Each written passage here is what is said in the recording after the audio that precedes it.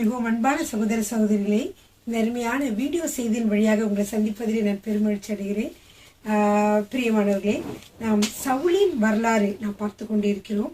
அதாவது 1 சாமுவேல் புத்தகத்தை நாம் பார்த்து கொண்டிருக்கிறோம். உங்களுக்கு தெரியும், 1 சாமுவேல் புத்தகத்தை 3 பிரிவுகளாக பிரிக்கலாம் என்று சொன்னேன். முதலாவது பிரிவு என்னவென்றால் சாமுவேலை பற்றிய காரியங்கள், சாமுவேலுடைய வாழ்க்கை வரலாறை நம்ம பார்க்கிறோம். அதுக்கடுத்த பகுதியாக சவுலினுடைய வாழ்க்கை வரலாறு, அவருடைய காரியங்களை பார்க்கிறோம். மூன்றாவதாக தாவீது, அவரை பற்றிய காரியங்களை நாம் பார்க்கிறோம். பிரியமானது 3 பிரிவுகளாக பிரிக்கலாம். இந்த முதல் பிரிவை நாம் பார்த்து விட்டோம். இரண்டாவது பெரும் பிரிவாகிய சவுல் பற்றிய காரியங்கள் அல்லது சவுலின் வாழ்க்கை வரலாறு, அது நம்ம 5 சிறு பிரிவுகளாக பிரிக்கலாம் என்று சொன்னேன். முதலாவது பிரிவு என்னவென்றால் ராஜா வேண்டும் என்ற இஸ்ரவேல் மக்களினுடைய ஆசை. இதை அதிகாரம் 8 பார்க்கிறோம். அடுத்ததாக முதல் அரசராகிய சவுல் தேர்ந்தெடுக்கப்படுதலும் அபிஷேகிக்கப்படுதலும் 9வது அதிகாரம் 10வது அதிகாரம், அதாவது 1 சாமுவேல் அதிகாரம் 9 அதிகாரம் 10. பிரியமானவர்களே, உங்களுடைய நோட்டு புத்தகத்தையும் பேனாவையும் எடுத்துக்கொள்ளுங்கள், வேதாகமத்தையும் எடுத்துக்கொள்ளுங்கள்.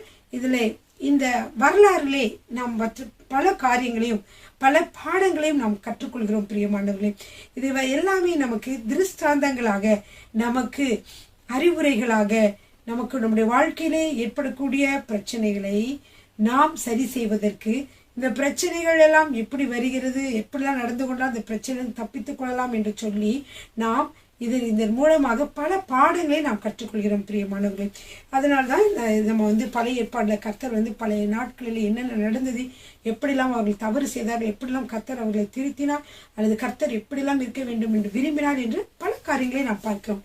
சரிங்க பிரியமானவர்களே, நான் சொன்னேன் இந்த சவுலை பற்றிய வாழ்க்கை வரலாறு 5 சிறு பிரிவுகளாக பிரிக்கலாம். முதலாவது பிரிவு என்னவென்றால் ராஜா வேண்டும் என்ற இஸ்ரேல் மக்களினுடைய ஆசை. இது அதிகாரம் 8ஆம் அதிகாரத்திலே நாம் பார்க்கலாம், அதை நாம் பார்த்தோம். இரண்டாவது சிறு பிரிவாகிய முதல் அரசர் சவுல் தேர்ந்தெடுக்கப்படுதலும் அபிஷேகிக்கப்படுதலும், இது அதிகாரம் 9, 10 வாசிக்கலாம்.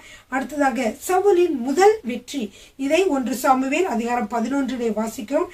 அடுத்ததாக தேசத்தை பற்றிய சாமுவேல் கூறிய காரியங்கள், அதாவது தேசத்தை எப்படி இந்த தேசம் இஸ்ரவேல் தேசம் வந்தது, இதுல எத்தனை காரியங்களாம் நடந்து வந்தது என்று சொல்லி அது அவர் பிரகடனப்படுத்திய காரியங்கள், அல்லது பழைய வரலாறு திரும்பவுமாக கூறுகிற காரியங்களை அதிகாரம் 12 பார்க்கலாம். அதுக்கடுத்ததாக சவுல், 5வதாக சவுல் தேவனால் புறக்கணிக்கப்படுதல், இது அதிகாரம் 13 அதிகாரம் 15 வரைக்கும் வாசிக்கலாம். பிரியமானவர்களே, சரிங்க. இப்ப பிரியமானவர்களே, நாம் முதலாவதான ராஜா வேண்டும் என்ற இஸ்ரேல் மக்களின் ஆசை, அதை நாம் முதலில் பார்த்து விட்டோம். முதல் அரசர் சவுல் எப்படி தேர்ந்தெடுக்கப்படுகிறார் என்று சொல்லி பார்த்து கொண்டிருந்தோம். அதை இன்றைய நாளிலே நாம் தொடர்ச்சியாக பார்க்கலாம். எல்லாரும் எடுத்துக்கொள்ளுங்கள். 1 சாமுவேல் அதிகாரம் 9, 10. பெனிமின் கோத்திரத்தானாகிய கீசுடைய மகன் சவுல் என்று ஒருவரை பார்த்தோம். இந்த சவுல் எப்படி அவருடைய தகப்பனாருடைய கழுதை காணாமல் போனதினாலே அவரும் அவருடைய வீட்டில் இருக்கக்கூடிய ஒரு வேலைக்காரமாக சேர்ந்து இப்பொழுது என்ன செய்கிறார்கள், கழுதை தேடி வந்தார்கள். கழுதை தேடி 3 நாட்கள் பிரயாணம் பண்ணினார்கள். ஒவ்வொரு நாடாக கடந்து வந்தும் அவரால் கண்டுபிடிக்க முடியவில்லை. ஏனென்றால் கர்த்தருடைய திட்டம் அங்கு வேறு விதமாக இருக்கிறது. சவுல் என்ற அந்த வாலிபனை கர்த்தர் அரசராக ஆக்க வேண்டும் என்று நினைத்துக் கொண்டிருந்தார். ஏனென்றால் மக்கள் அனைவரும் அரசர் வேண்டும் என்று கேட்டார்கள். அது ஆண்டவர் சொன்னாரு, என்னை அவர்கள் தள்ளவில்லை சாமுவேலை, நீ அவர்கள் உன்னை தள்ளவில்லை, என்னைதான் தள்ளினார்கள், நான் அவர்களை ஆளாதபடிக்கு இல்லை தள்ளினார்கள் என்று சொல்லி நம் வேதத்திலே பார்த்தோம் அல்லவா.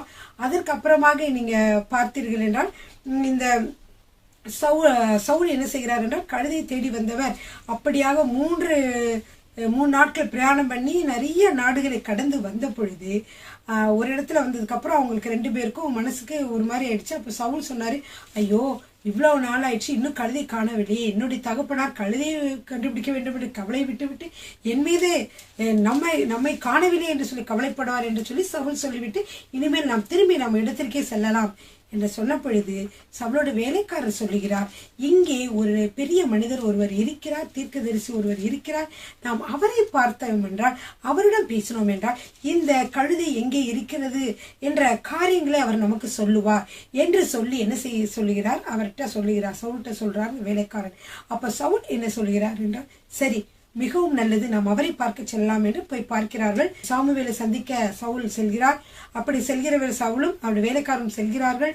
அப்ப வழி தெரியாமல் இருக்கும் பொழுது ஒரு கூட்டமாக வந்த பெண்கள், அதாவது தண்ணீர் மொண்டுகள் வந்த பெண்களிடம் அவர்கள் வழி கேட்கிறார்கள். அவர்களும் அவர்களுக்கு வழி சொல்வதை நாம் பார்க்கிறோம். இப்படியாக அவர்கள் சாமுவேலை பார்க்க சவுல் சென்றார். அப்பொழுது சாமுவேல் சவுலுக்காக காத்து கொண்டிருந்தார். ஆண்டவர் அதற்கு முந்தைய நாளே சொன்னார், இப்பொழுது இன்றைக்கு ஒரு வாலிபன் வருவான், அவனைத்தான் நீ அரசராக, இஸ்ரவேல் மக்களுக்கு அரசராக நீ என்ன செய்ய வேண்டும், பிரதிஷ்டை பண்ண வேண்டும் என்று சொல்லி ஆண்டவர் முதலிலே சொல்லிவிட்டார். இப்பொழுது சவுல் வருகிறார். ஆண்டவர் திரும்பவுமாக சாமுவேலிடம் சொல்கிறார், இதோ பார், இவன் தான் இப்பொழுது இஸ்ரவேல் மக்களுக்கு தலைவராக, அதாவது ராஜாவாக நான் ஏற்படுத்த போகிற மனிதன் என்று ஆண்டவர் சொல்கிறார்.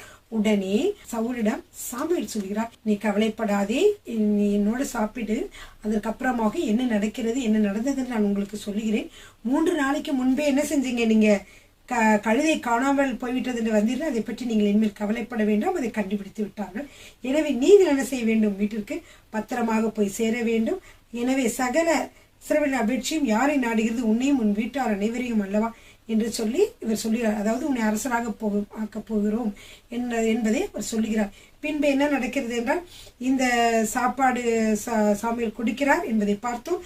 அது 9வது அதிகாரத்தில் இதெல்லாம் நாம் பார்த்து கொண்டு வருகிறோம். அதற்கப்புறம் பார்த்தீர்கள் என்றால், அவர்கள் காலையிலே அங்கே தூங்கி காலையில எழுந்து போகிறார்கள். அதிகாலையில் எழுந்து போகிற பொழுது சாமுவேல் என்ன சொல்கிறார் என்றால், சவுலை பார்த்து, உன்னுடைய ஊழியக்காரன் முன்பு செல்லட்டும், நீ கொஞ்சம் தரித்து மெல்ல செல் என்று. அதே மாதிரி இவர் அவர் முன்னாடி செல்ல இவர் பின்னாடி இருக்கிறார். அப்பொழுது சவுல் என்ன செய்யப்படுகிறார் என்றால், சாமுவேலால் என்ன செய்கிறார், அதாவது 10வது அதிகாரம் 1வது வசனத்தில் வாசிக்கலாம். அப்பொழுது சாமுவேல் தைலக்குப்பை எடுத்து அவன் தலையின் மேல் வார்த்து அவனை முத்தம் செய்து, கர்த்தர் உன்னை தம்முடைய சுதந்திரத்தின் மேல் தலைவனாக அபிஷேகம் பண்ணினார் அல்லவா, நீ இன்றைக்கு என்னை விட்டு போகிற பொழுது உனக்கு என்னவெல்லாம் அடையாளம் நடக்கும் என்று சொல்லி அவர் சொல்லுகிறத இந்த 10வது அதிகாரத்தில் நீங்க பார்க்கலாம். முதல்ல என்ன சொல்வார்னா, நீங்க ராகேலின் கல்லறை அண்டையில போகும்போது உங்களுக்கு 2 மனிதர்கள் உங்களுக்கு எதிராக வருவார்கள். அவர்கள் என்ன சொன்னாங்கன்னா, என்ன சொல்வாங்கன்னா, இந்த கழுதை கண்டுபிடிச்சிட்டோம், அப்பா என்ன செய்கிறார், உங்களை பெற்றதால் கவலையாக இருக்கிற, நீங்க வீட்டுக்கு வாங்க என்று சொல்வார்கள். அதற்கு அப்புறம் நீ கடந்து போகிற பொழுது 2வதாக ஒரு அடையாளத்தை சொல்றார். அதாவது 3வது வசனத்துல வாசிக்கிறோம், நீ அவ்விடத்தை விட்டு அப்புறம் கடந்து போய் தாபோரில் உள்ள சமபூமியில் சேரும் பொழுது தேவனை பணியும்படி பெத்தேலுக்கு போகிற 3 மனுஷர் உனக்கு அங்கே உன்னை கண்டு சந்திப்பார்கள். ஒருவன் 3 ஆட்டுக்குட்டிகளையும், இன்னொருவன் 3 அப்பங்களையும், வேறொருவன் திராட்சை ரசமுள்ள ஒரு துருத்தியும் கொண்டு வந்து உன்னுடைய சுக செய்தியை விசாரித்து உனக்கு 2 அப்பங்களை கொடுப்பார்கள். அவைகளை நீ அவர்கள் கையிலே வாங்க வேண்டும். 2வது அடையாளமா சொல்ற, உன்னை ஆண்டவர் தேர்ந்தெடுத்திருக்கிறார் என்று நான் சொல்லுகிறேன். சாமுவேல் சொல்லுகிறார், கர்த்தர் தேர்ந்தெடுத்தார். எனவே நான் சொல்லுகிற இந்த காரியங்கள் எல்லாம் உன்னுடைய வாழ்க்கையிலே நடைபெறும். எனவே அப்பொழுது நீ என்ன செய்வாய், நீதான் நான் சொன்ன மனிதன், அதாவது உன்னைதான் கர்த்தர் ராஜாவாக மாற்றப் போகிறார் என்று நீ அறிந்து கொள்வாய் என்பதாக அவர் என்ன செய்கிறார், 3 அடையாளங்களை சொல்றார். முதல் அடையாளம் என்னவென்றால், அவர் சொல்றார், ராகேல் கல்லறையில் நீ போகிற பொழுது 10வது அதிகாரத்திலே காணப்படுகிறது. ராகேலினுடைய கல்லறையில் நீங்கள் போகிற பொழுது 2 மனுஷர்களை காண்பாய். அந்த மனுஷர்கள் என்ன வச்சிருப்பாங்க அப்படின்னு சொல்லி அவங்க என்ன சொல்லுவாங்கன்னா, நீ தேட போன கழுதை கிடைத்து விட்டது, உன்னுடைய தகப்பனார் உன்மீதே நினைவாக இருக்கிறார், நீ காணாமல் போய்விட்டு நினைக்கிறவே, நீ சீக்கிரமாக வீட்டுக்கு செல் என்று சொல்லி அவங்க சொல்றாங்க. 2வது என்னன்னு பாத்தீங்கன்னா, தாபோரில் உள்ள சமபூமியில் சேருகிற பொழுது 3வது வசனத்திலே தாபோரில் சமபூமியில் சேருகிற பொழுது தேவனை பணியும்படிக்கு பெத்தேலுக்கு 3 மனிதர்கள் வருவார்கள். அது ஒரு அடையாளமா சொல்றாங்க. அந்த 3 மனிதர்கள் என்ன செஞ்சிருப்பாங்க, ஒருத்தர் 3 ஆட்டுக்குட்டி வச்சிருப்பாரு, இன்னொருத்தர் 3 அப்பத்தை கொண்டு வராரு, இன்னொருத்தர் 3வது ஆள் என்ன செய்வார் என்றால் ஒரு துருத்தி திராட்சத்தை கொண்டு வருவாரு. இதெல்லாம் உனக்கு அடையாளங்கள் அப்படி சொல்றாரு. அப்ப இந்த 3 பேர் வருகிற பொழுது இந்த 3 பேர் ஒருவேளை அது முத்திருத்துவ நம் தேவனை அது குறிக்கிறதாக இருக்கலாம். அதுல 2 அப்பங்களை என்ன செய்கிறார்கள் இவருக்கு கொடுப்பார்கள் என்று சொல்லி அவங்க சொல்லுவாங்க. உங்களுடைய சுக செய்தெல்லாம் விசாரித்து விட்டு அவர்கள் உனக்கு 2 அப்பங்களை கொடுப்பார்கள் சொல்லுகிறார். சரிங்களா பிரியமானவர்களே, 3வதாக இன்னொரு அடையாளத்தை சொல்கிறார். என்னவென்றால், பெலிஸ்தரின் தானியம் என்று ஒரு இடம் இருக்குது. அந்த பெலிஸ்தரின் தானியம் இருக்கிற தேவனுடைய மலைக்கு போவாய். நீ போய்கொண்டு இருக்கும் பொழுது இப்ப என்ன செய்யணும்னா, பெலிஸ்தருடைய தானியம் இருக்கக்கூடிய தேவனுடைய மலை, அங்கே நீ போகிற பொழுது அங்கு ஒரு சில அடையாளங்கள் ஏற்படும்.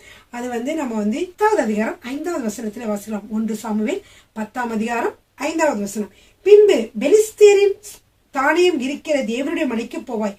அங்கே நீ பட்டணத்திற்குள் பிரவேசிக்கையில் மேடையில் இருந்து இறங்கி வருகிற தீர்க்கதரிசிகள் கூட்டத்திற்கு எதிர்ப்படுவாய்.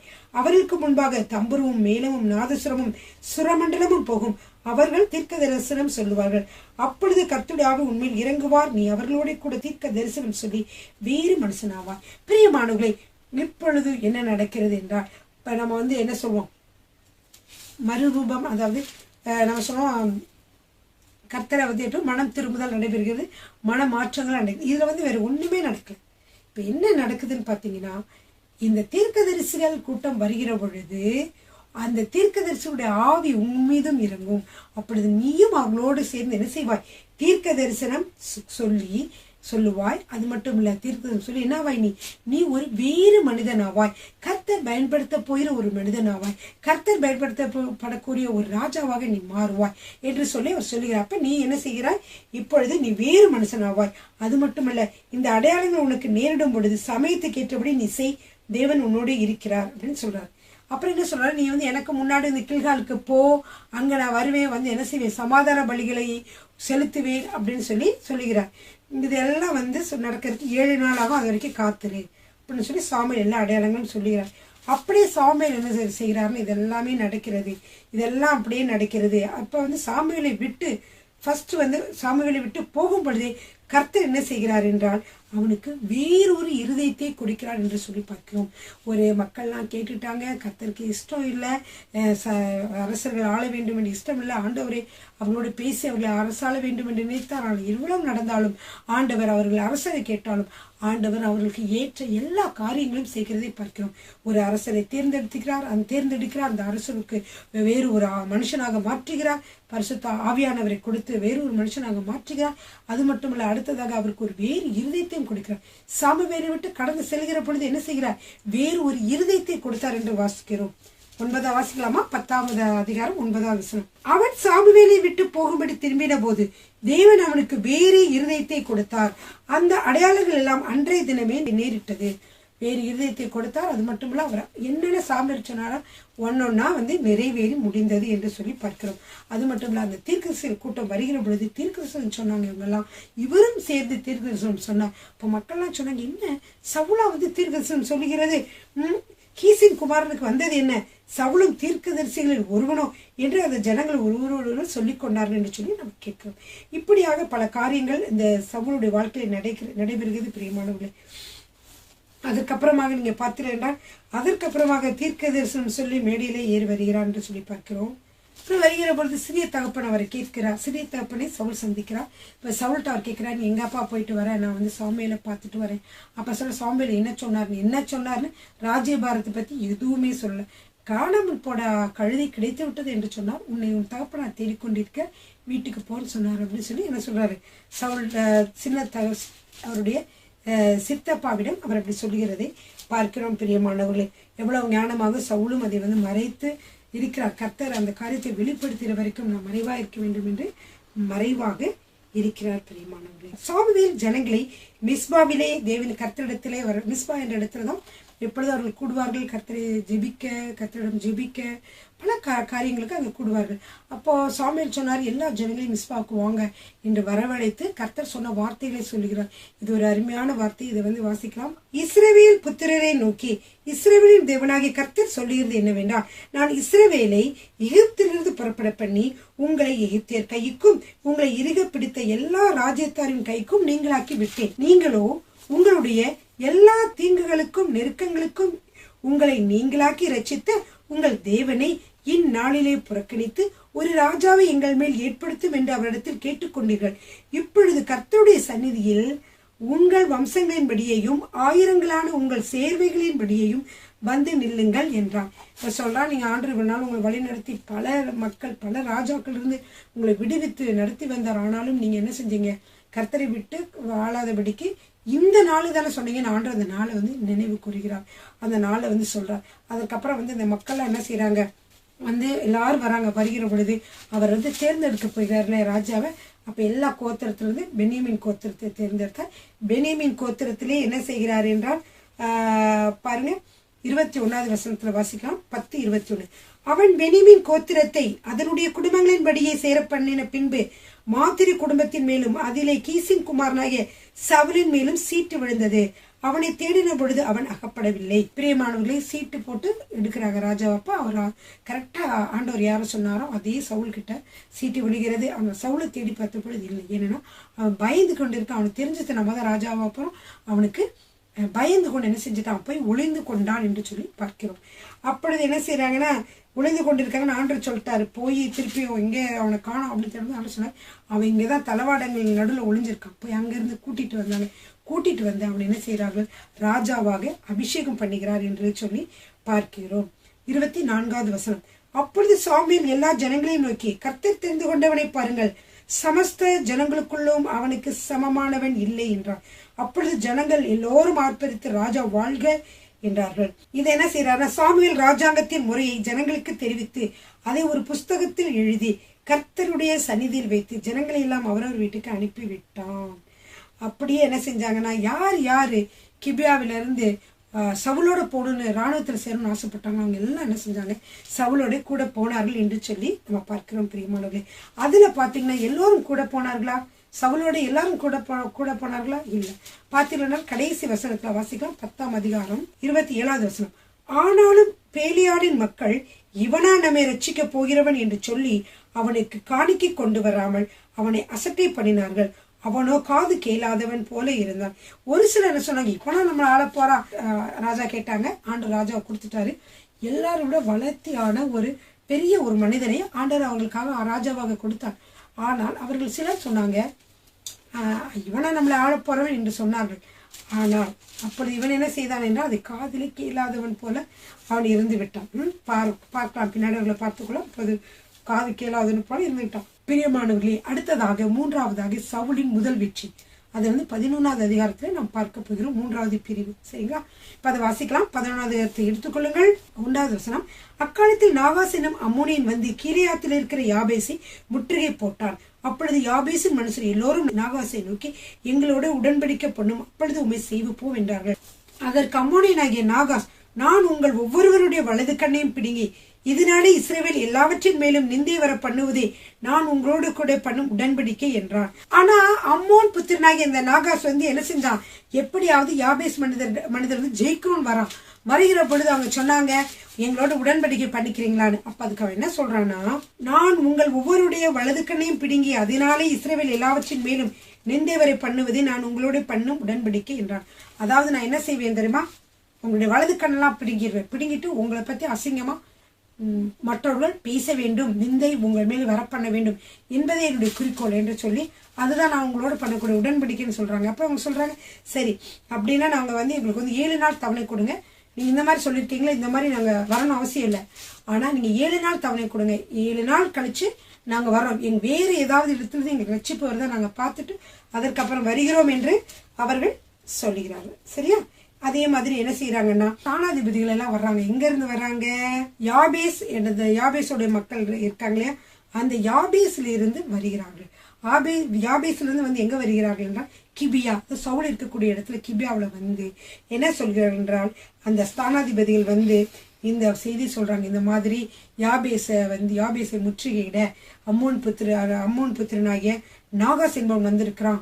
அவன் வந்து எங்களோட உடன்படிக்கை பண்ணிக்கிறீங்களான்னு கேட்டா, இல்ல, உங்க வலது கண்ணு ஒவ்வொருத்தரும் வலது கண்ணை நான் பிடுங்க என்ன செய்வேன், உங்களோட இஸ்ரவேல்ல ஒரு நிந்தை வர பண்ணுவேன்னு சொல்றான் என்று சொல்லி அந்த சொன்ன உடனே மக்கள் எல்லாம் அதை கேட்டு ரொம்ப அழுதாங்க. கதறி எல்லாரும் அழுதார்கள். இந்த மக்கள் அழுத பொழுது சவுல் அதை பார்த்து கோபப்பட்ட உடனே அவன் கிட்ட என்ன செஞ்சு தெரியுமா, அவன் கர்த்தருடைய ஆவியானவர் இறங்கினதுனாலே அவன் கோபம் உண்டவனாகி அவன் என்ன சொன்னானா, உடனே போய் வாங்க எல்லாரும் நம்ம சண்டை போட்டு அவங்களாம் எப்படி இந்த மாதிரி சொல்ல முடியும், தேவனுடைய மனிதர்களின் இஸ்ரவேல் மக்களையும் அவர்கள் நிந்திக்க முடியாது என்று சொல்லி என்ன செய்கிறார் என்றால், ஓரினை மாட்டை பிடித்து அதை வந்து வெட்டி துண்டித்து அந்த ஸ்தானாதிபதிகள் கையிலே கொடுத்து, இஸ்ரவேலின் நாடுகளுக்கெல்லாம் போய் யாரெல்லாம் சாமுவேல் பின்னாடியும் சவுல் பின்னாடியும் வருகிறீர்களோ எல்லாரும் வாருங்கள், நான் போருக்கு செல்வோம் என்று சொன்ன உடனே, அப்படி நீங்கள் வராதவன் அவனுடைய வீட்டில் மாடு என்ன ஆக்கப்படும், இதே மாதிரி துண்டிக்கப்படும் என்று அவன் சவுல் சொல்லுகிறான்.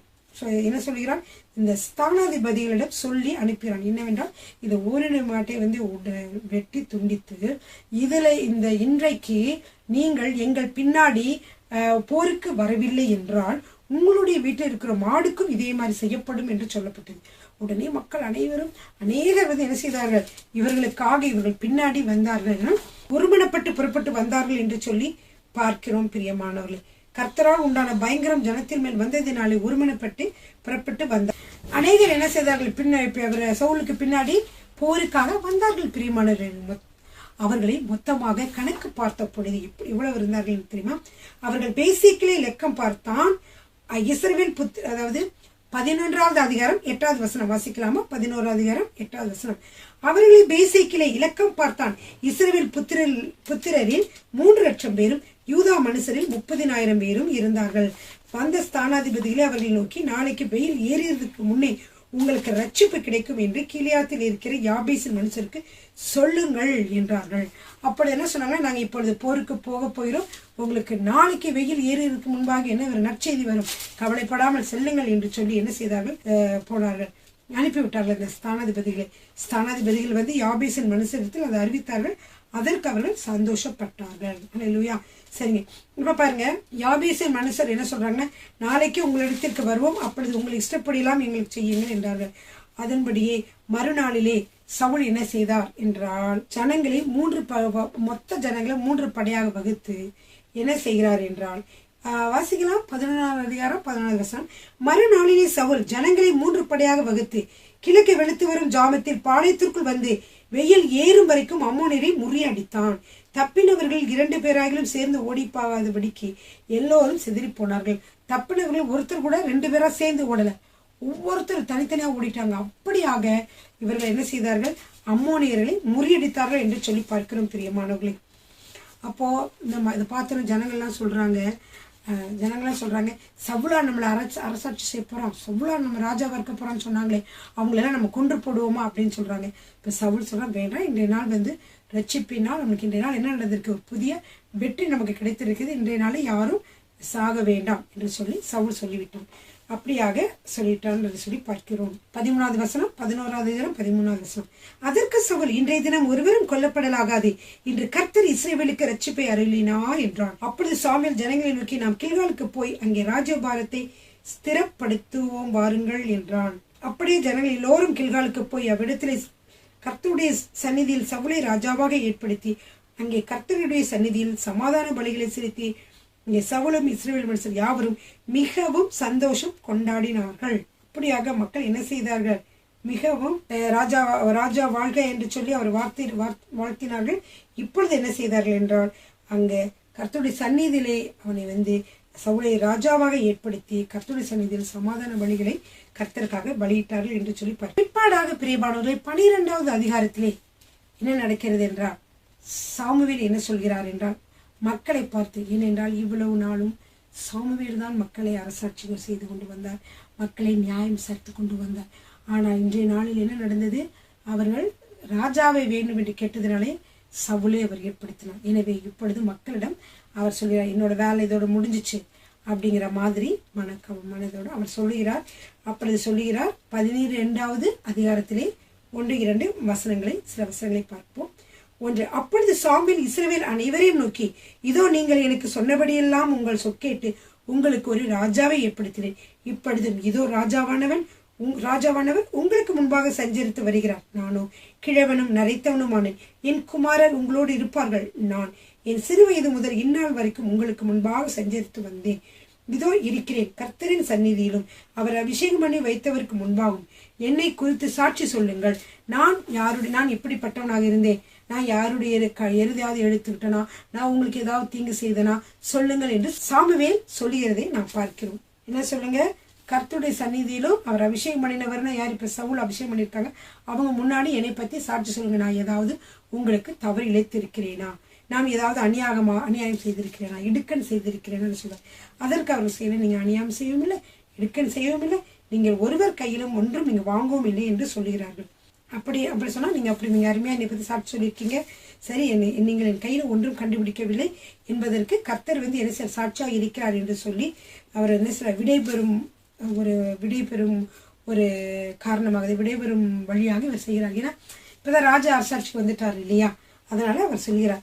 அப்பொழுது அவர் சொல்கிறார், சாமுவேல் ஜனங்களை நோக்கி, ஆண்டவரே உங்களுக்கு சாட்சியா இருக்கிற, நான் எதுவுமே உங்களுக்கு தீங்கு செய்யலை என்று நீங்க சொன்னதற்கு கர்த்தரே சாட்சி என்று சொல்லி சாமுவேல் சொல்லிவிடுகிறார். அதுக்கப்புறம் சாமுவேல் இந்த அரசாங்கத்தை பற்றி, அதாவது எப்படி இந்த அரசாங்கம் ஏற்படுத்தப்பட்டது என்று எல்லா காரியங்களையும் அவர் சொல்லுகிறார். எப்படி இருந்து ஸ்டார்ட் பண்றாரு வாசிக்கலாமா? 12வது அதிகாரம் 6வது வசனம். அப்புறம் சாமுவேல் ஜனங்களை நோக்கி, மோசேயும் ஆரோனையும் ஏற்படுத்தினவரும் உங்கள் பிதாக்களை எகிப்து தேசத்திலிருந்து புறப்பட பண்ணினவரும் கர்த்தரே. அப்படி உங்களை புறப்பட பண்ணினாரு. உங்களுக்கு என்ன, நீங்க எகிப்துல அடிமைத்தனம் இருக்கும்போது அதை மீட்டு கொண்டு வந்தாரு. வருகிற வழியிலே வனாந்தரத்தில் உங்களை அற்புதமாய் நடத்தினார். அங்க உங்களுக்கு எதிர்பட்டக்கூடிய எல்லா பகைவரிலிருந்து உங்களை பாதுகாத்தார். அதற்கப்புறம் கானான் தேசத்தில் அநேக ராஜாக்களை முறியடித்து கானான் தேசத்தை எடுத்துக்கொள்ள உங்களுக்கு கர்த்தர் உதவி செய்தார். அப்புறம் நியாயாதிபதிகளை கொண்டு உங்களுக்கு எந்தெந்த நேரங்களிலே உங்களுக்கு ரட்சிப்பு வர வேண்டுமோ அந்த நாட்களில் எல்லாம் என்ன செய்தார், நியாயாதிபதிகளை ஏற்படுத்தினார் ஆண்டவர். அவர்கள் மூலமாக மக்களை ஆண்டு கொண்டு வந்தார். இவ்வளவு கடைசி நியாயாதிபதியாக சாமுவேல் மூலமாகவும் அவர் என்ன செய்து கொண்டார், ஆண்டவர் அரசாட்சி செய்து கொண்டு வந்தார். இன்றைய நாளிலே யார் அரசாட்சி செய்ய போறாங்க, இனிமேல் சவுல் ஸ்டார்ட் பண்ண போகிறார் என்று சொல்லி, சவுல் தான் இனிமேல் அரசாட்சி ஆரம்பிக்க போகிறார் என்று சொல்லுகிறதை பார்க்கிறோம் பிரியமானவர்களே. ஹல்லேலூயா. அதுக்கு முன்பாக அவர் எல்லா கதையும் சொல்றாரு.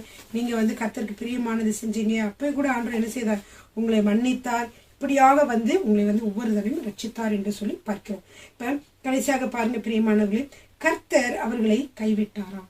எவ்வளவு தவறு செய்தார்கள். கானான் தேசத்துக்கு வந்த பிறகு அஸ்துரஸ்தை வழங்கினார்கள்.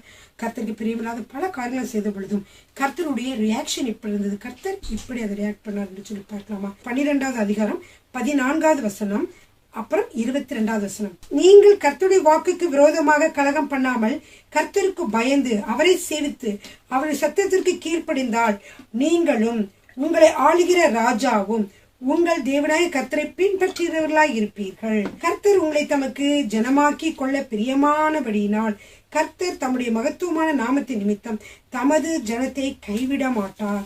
அப்படியே கர்த்தர் எவ்வளவு பெரிய பாவங்களும் செய்தும் கூட கர்த்தர் அவங்களை என்ன செய்தார், அவரை மன்னித்து என்ன செய்தார், அவர்களை கைவிட மாட்டேன் என்று அவர்களை சொல்லுகிறது பார்க்கிறோம் பிரியமானவர்களே. கர்த்தருக்கு ஸ்தோத்திரம் பிரியமானவர்களே. இம்மட்டுமாக 1 சாமுவேல் சவுலோட வாழ்க்கை வரலாறை நாம் முடிக்க இன்னும் ஒரு எபிசோட் இருக்கிறது. மொத்தம் இந்த பகுதிகளை முடிக்க கர்த்தர் தந்த கிருபைக்காய் கர்த்தருக்கு நன்றி செலுத்துகிறேன். கர்த்தர் உங்களை ஆசீர்வதிப்பாராக. ஹல்லேலூயா. ஆமென்.